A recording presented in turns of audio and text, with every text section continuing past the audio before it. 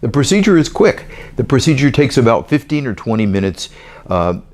This is longer than it would take to do a blind prostate biopsy, but the information, the accuracy of information coming out of it is so much greater than with a blind prostate biopsy that we think this is well worth it. The procedure is not dissimilar from the conventional ultrasound-guided biopsy.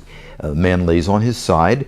It's done transrectally. It takes only a few minutes, 15 minutes or so, and it's done with a transrectal probe that ultrasounds the prostate. For the average urologist, the conversion from blind biopsy to an MRI ultrasound fusion biopsy is not too difficult because the procedure is basically the same procedure, with the exception that you scan and digitize the prostate on the fly, and work is done on a screen rather than directly on the patient.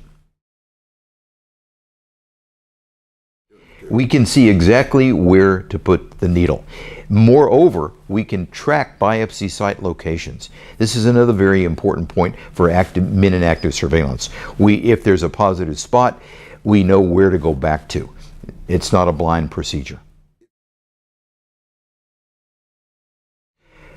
Warning signs are not common with prostate cancer. We still need a good screening test. PSA is a flawed test, but it's the best we have available at this time.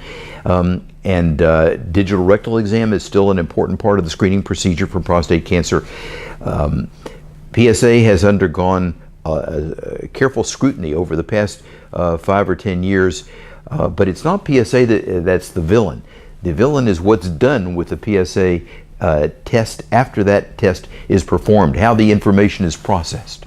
We've learned that not all prostate cancer requires dramatic, radical, aggressive intervention. Many can be watched, and we are using fusion biopsy, targeted prostate biopsy, as an adjunct to our active surveillance program, now with nearly 500 men enrolled prospectively.